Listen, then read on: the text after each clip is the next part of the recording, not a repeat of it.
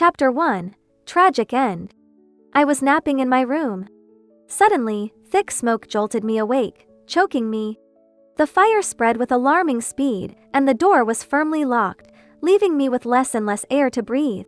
Desperate, I stumbled to the window, shouting for help while frantically calling Daniel. Again and again, until finally, he answered. "Emma, when will you stop?" His voice dripped with irritation. "The house is on fire.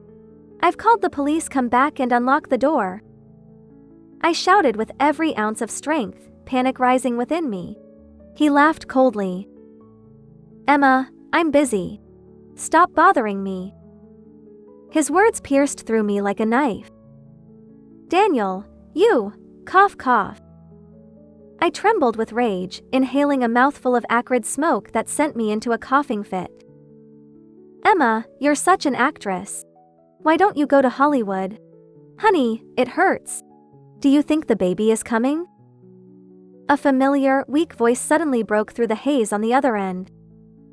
"Sarah, push a little harder. I can see the baby's head. Don't worry, dear, I'm right here with you." The woman, Sarah, was his assistant. She had taken a leave last month to rest during her pregnancy. He called her, dear. "Daniel." My mind blanked, but instinct took over and I screamed. "Emma, if you want to die, just hurry up and do it." Smash! He hung up, the sound crashing in my ears like a boulder, shattering my world. Looking up, thick black smoke enveloped the room, flames danced menacingly, and scorching heat surged toward me. Tears streamed down my face as I gasped for breath. From the 24th floor, jumping would mean certain tragedy.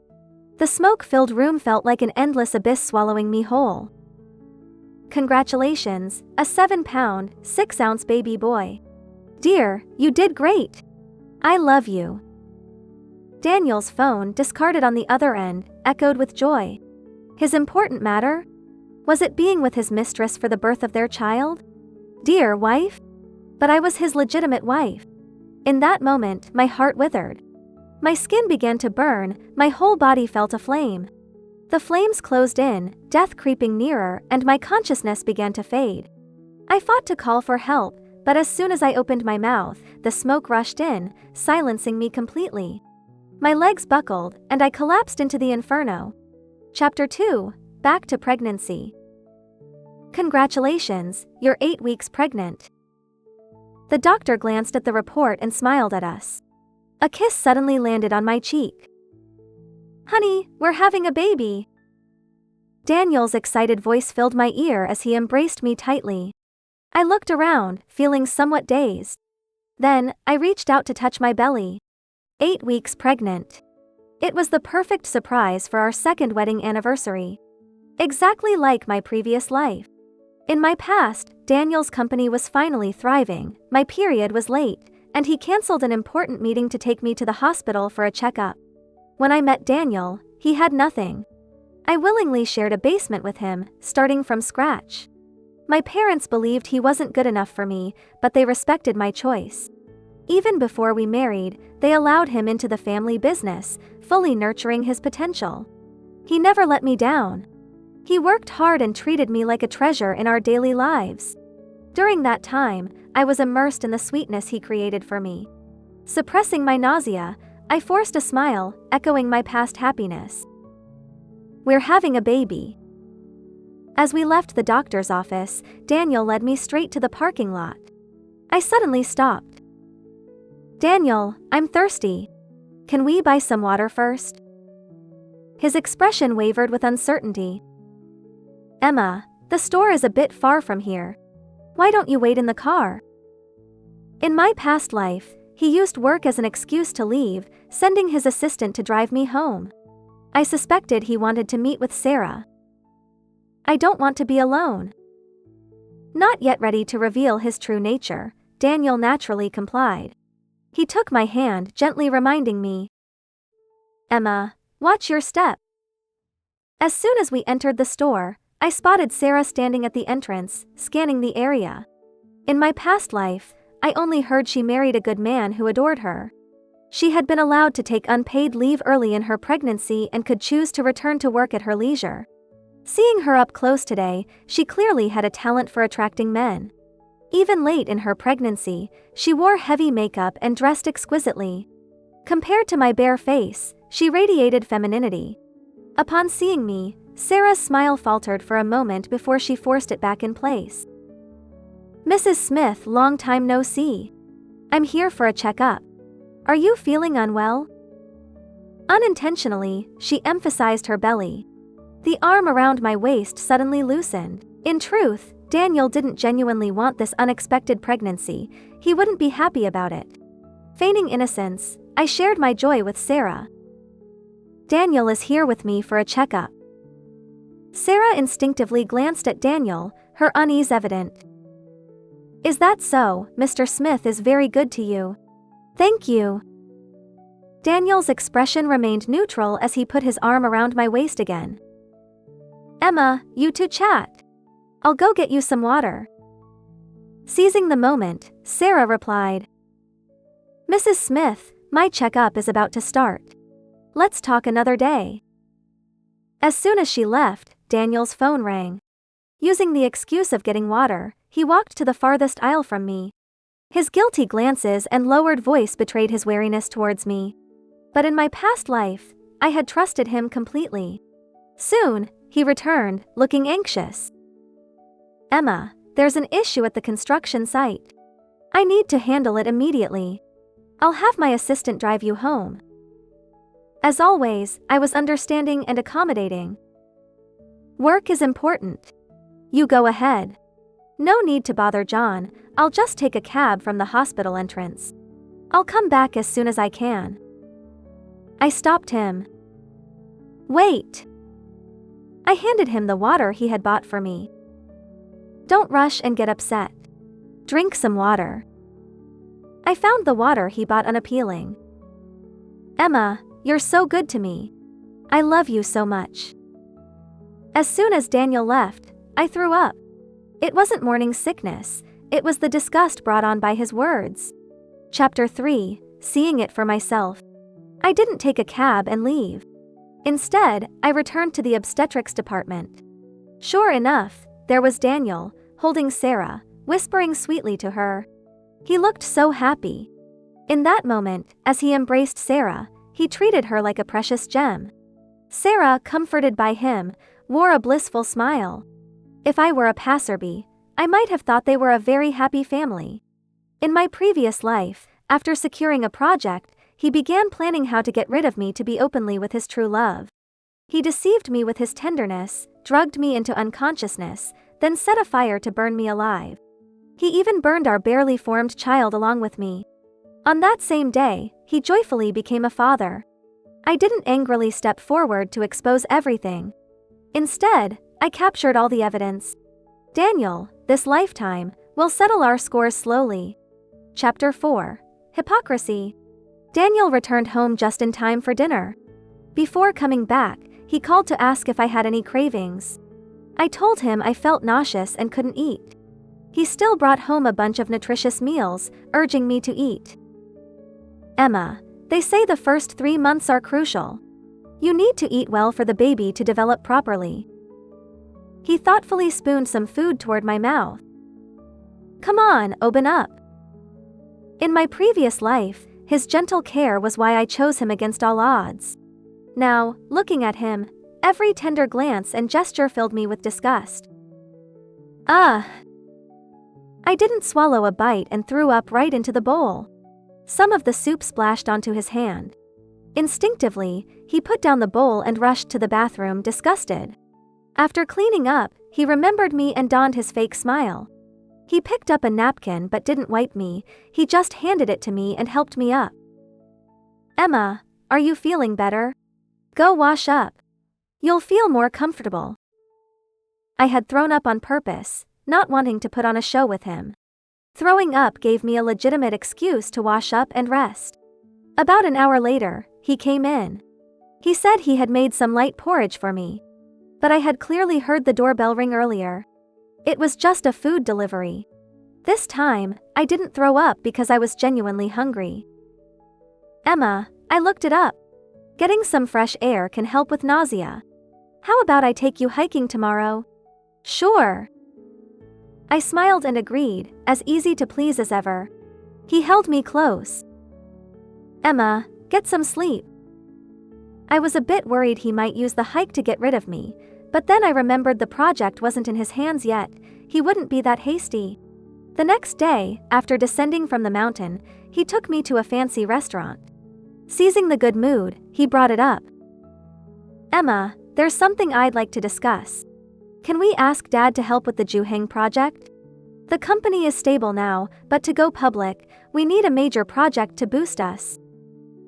The company was established by Daniel and me to prove he could give me a happy life. My parents valued his hard work and had given us many projects after the company was founded. Juheng was a significant project, and with our current company size, we weren't qualified to bid for it. If we succeeded, the company would advance several levels, but giving him the project meant my father would have to invest and support it fully. If it failed, it would be a total loss. In my previous life, I agreed without hesitation and even persuaded my father to invest. It only fattened up this ungrateful wolf. This time, I nodded again. Okay. I haven't been home for a while. I'll go visit my parents and secure this project. Daniel couldn't hide his satisfaction. Emma, marrying you is the best thing that ever happened to me. I joked. Then you'd better treat me well and never betray me. I swear. He raised his hand, looking serious. If I betray you, may I meet a terrible fate. I sneered inwardly. Why talk about such grim things? Let's eat. Daniel immediately put his hand down, peeled a shrimp for me, and arranged it in a heart shape without missing a beat. Emma, this is the shape of my love for you. I threw up again. He really knew how to make me nauseous. Chapter 5. Acting according to plan. After returning home, I quickly packed my things and went back to my parents' house. I declined Daniel's offer to drive me. I took a cab straight to the hospital for the procedure. When I woke up, I realized I had lost my first child. My heart ached, but I didn't regret it. Rather than being used as a pawn by Daniel, I chose to take control and let go on my own terms. After the procedure, I called my mom. Hearing her voice made me break down in tears. Emma, what's wrong? Mom immediately sensed something was off, her tone turning serious. Did Daniel bully you? Mom! She rushed to the hospital to pick me up, only to discover what had happened. She was shocked. Why? In my parents' eyes, Daniel had always been considerate and loving. Amidst the bustle of the hospital, it was hard to explain everything. Mom, I'll tell you everything when we get home. As we left the ward, we bumped into someone. It was Sarah. She approached us. Mrs. Smith, what a coincidence. Then, with a concerned look, she asked, Are you feeling unwell? I was the wife. She was the mistress. Since she pretended not to know anything and acted friendly, I decided to respond in kind. I'm just here with my mom for a checkup. I glanced at her belly, forcing a smile. How far along are you? Ready to give birth soon? She caressed her stomach with a loving expression. Just a bit over 5 months, still some time to go. I looked at her belly, feigning sadness. You're so enviable, not only beautiful, but also with such a good husband. Even getting pregnant has been so easy for you. Sigh, we've been married for 2 years, and I still haven't had any luck. A flash of smugness crossed Sarah's eyes, though she spoke with feigned concern. Mrs. Smith, to be honest, I consulted a renowned doctor who helped me get pregnant on my first try. If you need, I can introduce you. I'm just at home waiting to give birth and getting a bit bored. In my past life, I thought she was kind-hearted and considered her a good friend. Little did I know, her approach was simply to aid Daniel in plotting my downfall. The game has just begun. For now, I'll play along with her. Thank you so much, that would be great. I won't hold you up any longer today, my mom's appointment is soon. Sarah could barely contain her triumphant smile. Mrs. Smith, feel free to call me anytime you need. My mom was about to say something, but I quickly pulled her toward the parking lot. Once in the car, my mom was puzzled, ready to ask me something. She turned and saw Sarah fall into a man's arms. The man held her as they walked into the hospital. Emma, is that Daniel? Yes. My mom's face flushed with anger. No wonder you said you were here for my checkup. That woman is ruining your marriage. She rolled up her sleeves, ready to confront them. I quickly grabbed her. Mom, don't. I've known for a while. You knew and did nothing? My mom was frantic. You're too soft-hearted to handle this. I terminated the pregnancy because I didn't want to be a pawn in his game. I want to deal with those two myself. I had already done my research. Sarah and Daniel had been together since high school. From the start, he approached me for my family background. He never truly loved me. Daniel is despicable. He's been playing our family for fools and dared to hurt my daughter. I won't let him get away with this. After dinner, we held a family meeting. Dad and my brother were furious, ready to confront Daniel even before finishing their meal. I quickly held them back. Dad, there's no rush. We need to plan this carefully. Dad, red-faced with rage, said, He's not just cheating, he's after our projects. What's next, trying to take over the whole company? My brother spoke sharply. He wants to tackle this big project, knowing we have to support him with funds and resources. Once it succeeds, he'll kick you out. That scoundrel thinks he can mess with our family. I calmed them down and slowly laid out my plan. Dad nodded. We'll do as Emma says. Family is your strongest support. Whatever you need, we're with you. Not long after, Daniel called. He eagerly asked about the project. I told him Dad had agreed. He needed to prepare the proposal and go through the proper channels to compete for it. He frowned, displeased. It's a family project. Can't Dad just make it happen without the formalities? I coldly replied. How do we explain this to the shareholders without following procedures? Dad can't just act unilaterally. He quickly changed his tone. You're right, honey. I got a bit carried away. I took the opportunity to say I wanted to stay with my parents for a while. He immediately agreed. He urged me to spend quality time with my parents and take care of myself, assuring me he'd handle everything at the company. Chapter 6. A Plan for Murder. I stayed at my parents' house. Daniel didn't visit even once. Instead, Sarah reached out, saying she was bored and could keep me company anytime. I welcomed the distraction and invited her to go shopping. At the baby store, Sarah asked my opinion on every piece of baby clothing she picked up. Each time, I smiled and said it looked great. But inside, my heart was breaking. Her child would be born safely. Mine, however, had to be terminated. What a despicable couple. Acting? Who can't do that? If she wanted to get close to me, I'd play the part of a friendly friend. When we left, I bought a stroller as a gift for Sarah's baby. She quickly protested. Mrs. Smith, this gift is too extravagant. I can't accept it.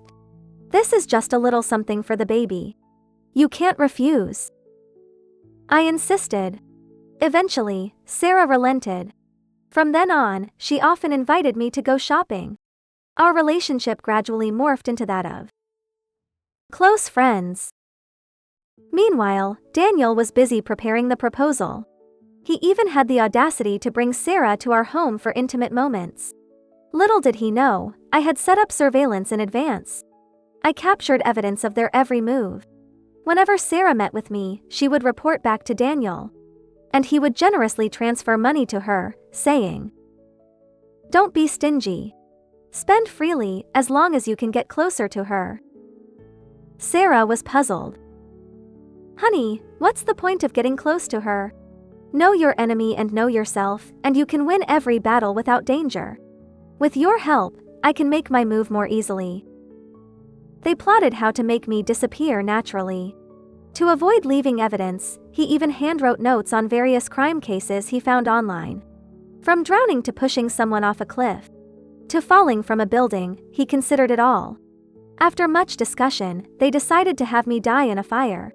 House fire fatalities are reported every year, it wouldn't raise any suspicions. Sarah suggested he take out insurance on me to gain even more money. Daniel rejected the idea. That would be too obvious. The police would be suspicious. In my previous life, this was how I was plotted against and destroyed. Chapter 7, Having Sarah Do It. As the bidding day approached, Daniel arrived at my parents' house with a collection of expensive supplements to take me back. Since I had already discussed everything with my parents, they treated Daniel as usual, showing no signs of anything amiss. During dinner, Daniel brought up the project. "Dad, thank you for supporting me all the way. I appreciate that you didn't hesitate to help with this project. I will work hard to grow the company and take good care of Emma to repay your trust." My dad raised his glass and replied calmly, "We're family.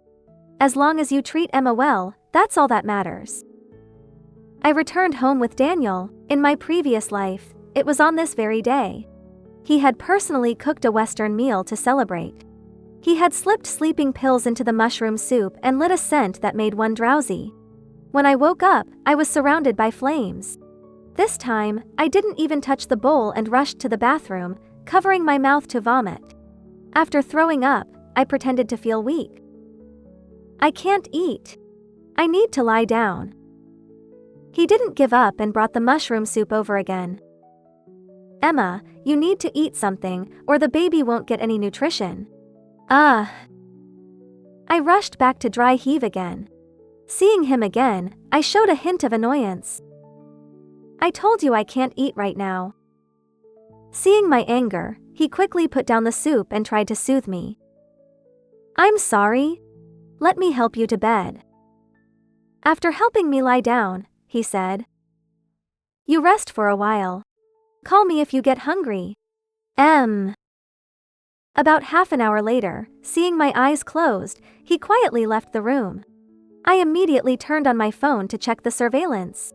He called Sarah, saying he had failed and that I hadn't eaten a thing at lunch, asking her to come over in the afternoon. Sarah was a bit surprised. "Do you want me to do it?" Daniel, suppressing his impatience, replied, "She hasn't eaten anything. She will definitely eat something at dinner. I'll give you the drug later. Once she's asleep, all you need to do is pour oil on the furniture and curtains and light an aromatic candle." "Honey, I'm scared." Daniel continued to reassure her. "House fires happen every year. A candle falling and causing a fire won't make anyone suspect a pregnant woman." He kept coaxing Sarah. "Only when Emma is gone can I rightfully take over the company. Our child will then have a bright future." With those words, Sarah's last bit of hesitation turned into determination. "Honey, I'll do whatever you say. I won't let you down." Chapter 8, Sarah is Dead. When Daniel came back in, he looked hurried. "Emma, there's something at the office I need to handle. I'll be back soon." Holding my head, I feigned discomfort. "Take your time. I'm going to rest." He hadn't been gone long when Sarah called to invite me shopping. I mentioned feeling unwell and not wanting to go out. She immediately offered to come over since she had nothing else to do. Of course, I agreed. If she didn't come, this act couldn't proceed. Soon, Sarah arrived with bags in hand to check on me. I courteously insisted she stay for dinner. She eagerly accepted. I ordered takeout for dinner. When the delivery arrived, Sarah took it upon herself to arrange everything in the kitchen. She told me to rest, and she would call me when everything was ready. "Thank you so much." I watched her head to the kitchen, my face showing gratitude. At the dinner table, Sarah kept chatting about mundane topics.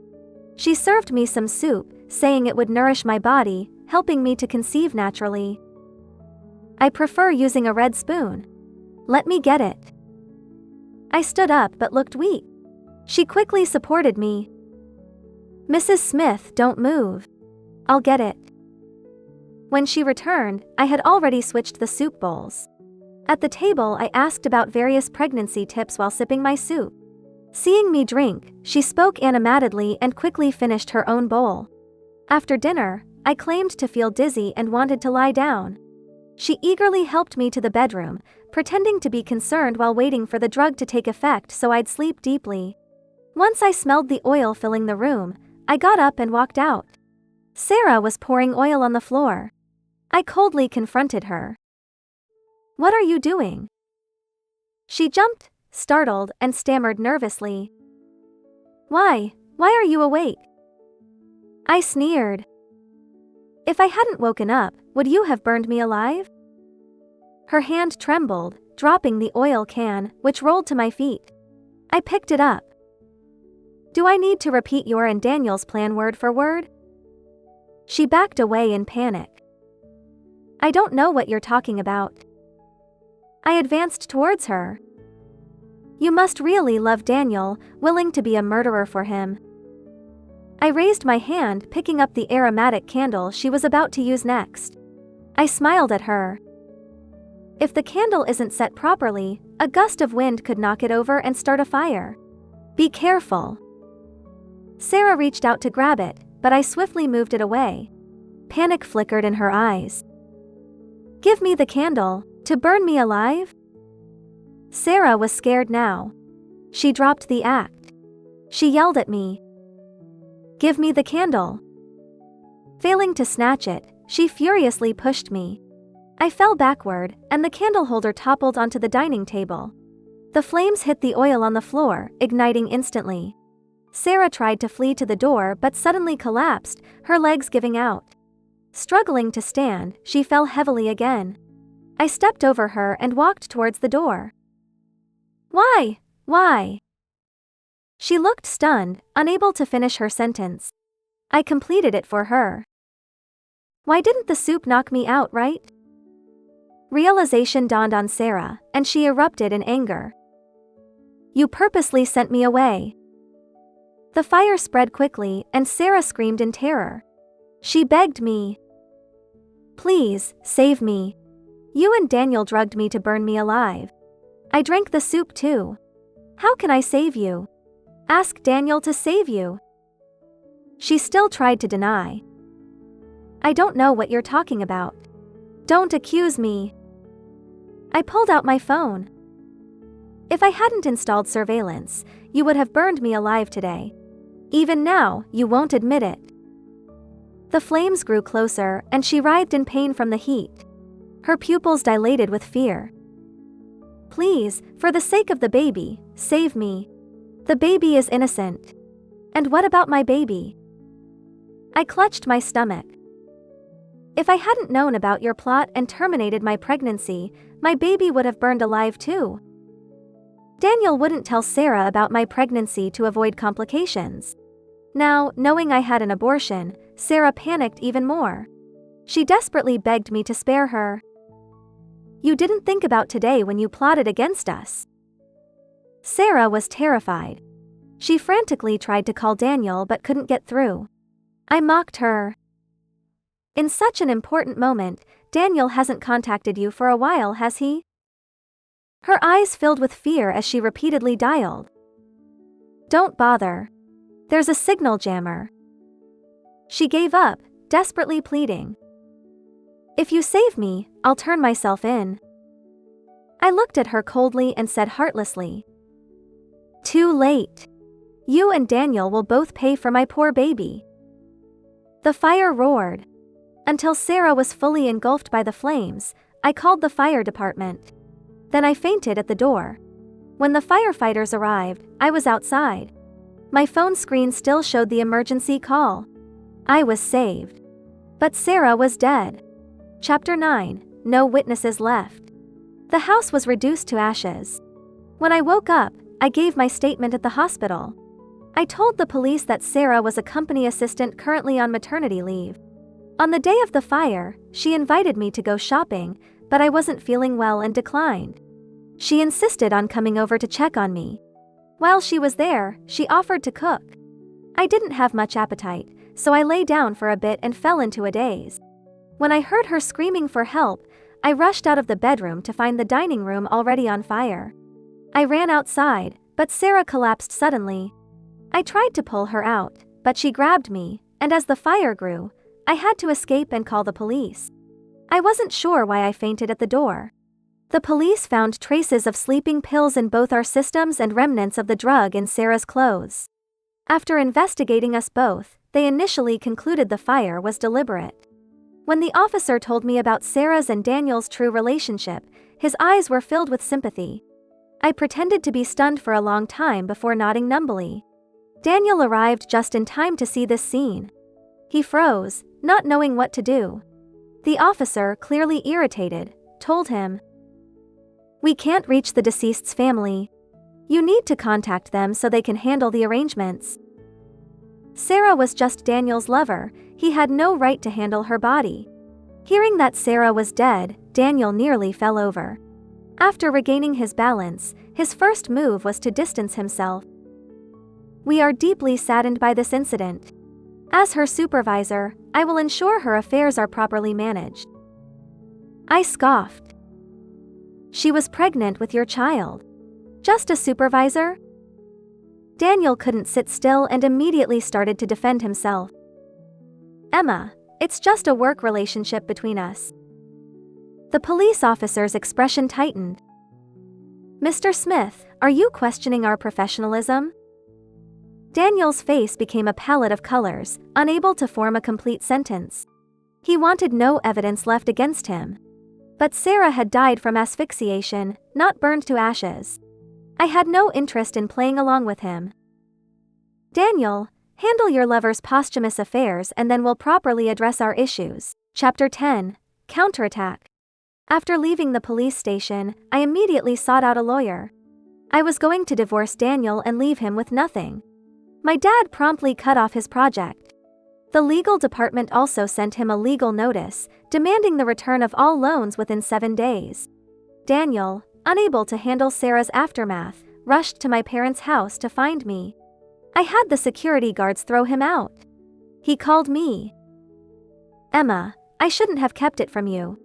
Now that Sarah and the baby are gone, can you forgive me for the sake of our child?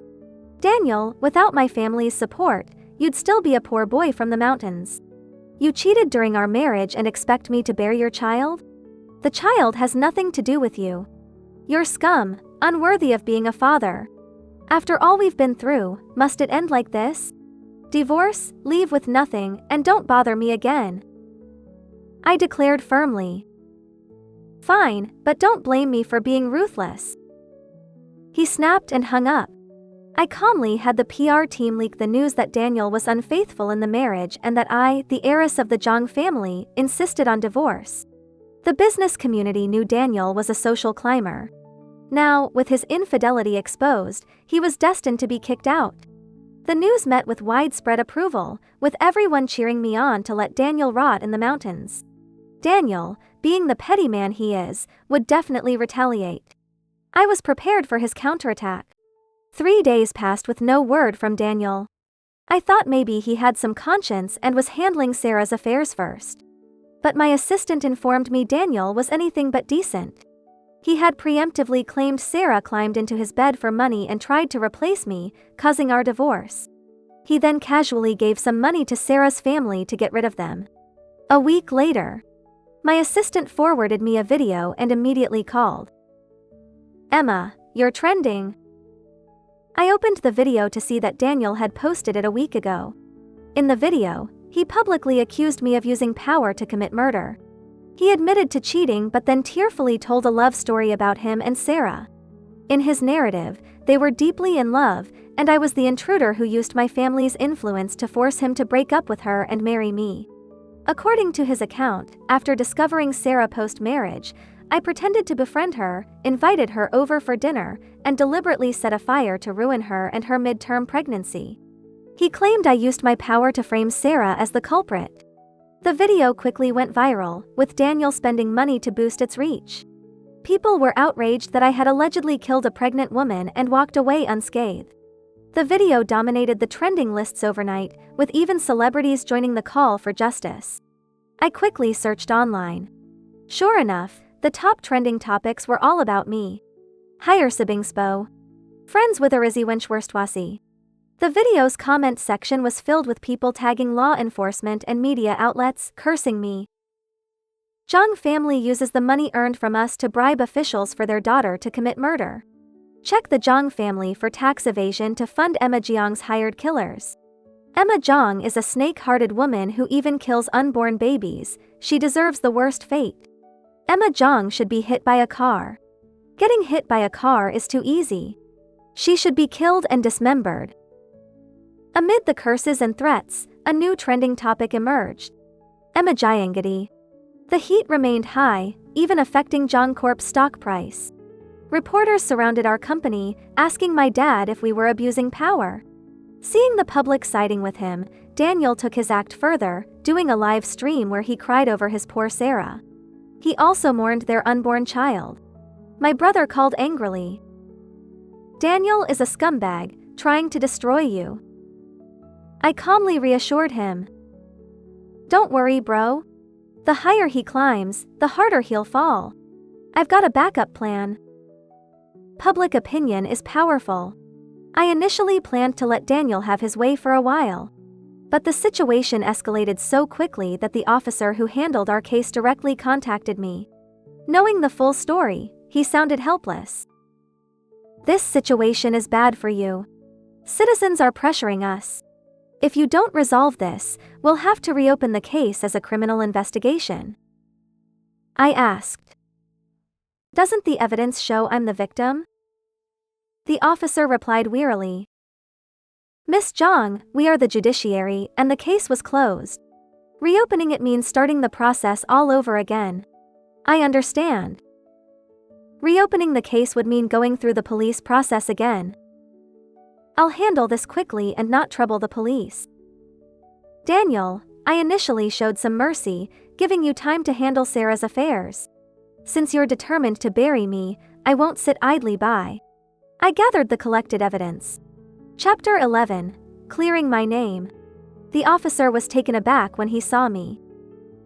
Miss Jong, we discussed this clearly over the phone yesterday. This matter. Officer, I want to file a report. The officer was stunned. File a report? My husband conspired with his lover to kill me. The officer was taken aback. Wasn't it Sarah acting on her own to climb the social ladder? I handed him a flash drive. This is the surveillance footage from my home. I found it while clearing out the memory. Please take a look. The video contained recordings of Daniel calling Sarah, detailing every step of their murder plan. Given the details from the fire investigation, even though Daniel wasn't at the crime scene, he couldn't escape responsibility. I raised a concern. Officer, can you trace the source of the sleeping pills? Sarah, being pregnant, shouldn't have been able to obtain such drugs. With my evidence, the case of arson escalated to conspiracy to commit murder. The police agreed to investigate. As I suspected, the pills were bought by Daniel. That day, he met with Sarah, and shortly after, I received her call about coming to my house. When the police tracked Daniel's IP address to make the arrest, he was in the middle of a tear-filled live stream. His live audience had swelled to over 200,000. As the police took him away, the comments exploded. They accused me of using my influence to orchestrate his arrest. The uproar was immense. Concerned citizens organized to demand an explanation from the authorities. At that moment, I started a live stream using the company's account. Thanks to the popularity Daniel had brought me, within 5 minutes, my live stream had over 50,000 viewers. Without wasting words, I played the audio recordings, removing only the faces but leaving the conversation intact. Thanks to the heartfelt discussions between the despicable couple, their plans to kill me were filled with loving tones, making the impact even more explosive. Unlike Daniel's tearful act, I remained calm and released a second piece of evidence, the documents confirming Daniel's project nomination. I also showed how he had used my family's resources over the years. Finally, with a sorrowful expression, I said, "A while ago, when he and Sarah conspired to murder me, the police already had evidence. I wanted to keep family scandals private and merely sought a divorce. But he turned things upside down for his own gain." The comments went wild. Top-tier plot twist. From a loving husband to a scumbag. Defended him all this time, only to find out he's the ultimate social climber, using his wife's resources to become successful, then plotting murder. "Emma, you're so pitiful. Emma, we misjudged you. We're sorry." Public opinion shifted, with people starting to support me. Some even pitied and sympathized with me. But none of that mattered. I stood up and bowed. Thank you for watching this live broadcast. This is my first and last response to this issue. I trust the police will clear my name. Chapter 12, the final chapter. Daniel, still unrepentant, tried to shift all blame onto Sarah. It wasn't until the police showed him the video from my home that he stopped his denials. With concrete evidence of Daniel orchestrating arson and attempted murder, he was sent to prison. Before his sentencing, he asked to see me through his lawyer. When he saw me, he immediately knelt. Through the glass, he looked at me pitifully. "Emma, I was wrong. For the sake of our child, can you forgive me?" Daniel finally remembered we had a child together. I was here today to tell him exactly that. I took out the medical report and placed it against the glass. Seeing it, his face turned ashen. I smiled. "Daniel, I've already died once. I won't give you another chance to use our child to hurt me. Soon, you'll join my child in the afterlife." His hope shattered, he pleaded. "Emma, I was momentarily blinded. Give me another chance, and I'll turn over a new leaf." Now that he saw his fate, he was finally afraid. I felt a smirk of satisfaction. Murderers must pay with their lives. Go to hell and reunite with Sarah there. Daniel suddenly stood up, his eyes bloodshot. "Emma, do you know why I never loved you? It's because of your high and mighty attitude. Sarah was gentle and considerate, always caring for me. Were you ever as kind as she was?" Daniel continued his tirade. "You treated me like a servant. Do you see any boss who has to serve his wife every day after work?" I laughed. "You had no money or ability. What else did I want from you besides being considerate? Your face? There might not be mirrors in prison, but there's always a toilet. Look at yourself and see what you've become." Daniel snapped. "Emma, I'll kill you." He repeatedly swung his fists at me, the handcuffs clanging sharply against the glass. The guards quickly restrained him. I left him with parting words. "For the sake of our marriage, I'll ensure your body is taken care of. Given your deep love for Sarah, I'll bury the three of you together." Daniel was sentenced to death. This time I survived. After his execution, I kept my promise, burying him next to Sarah. May they spend eternity together in hell, never returning to pollute the world again.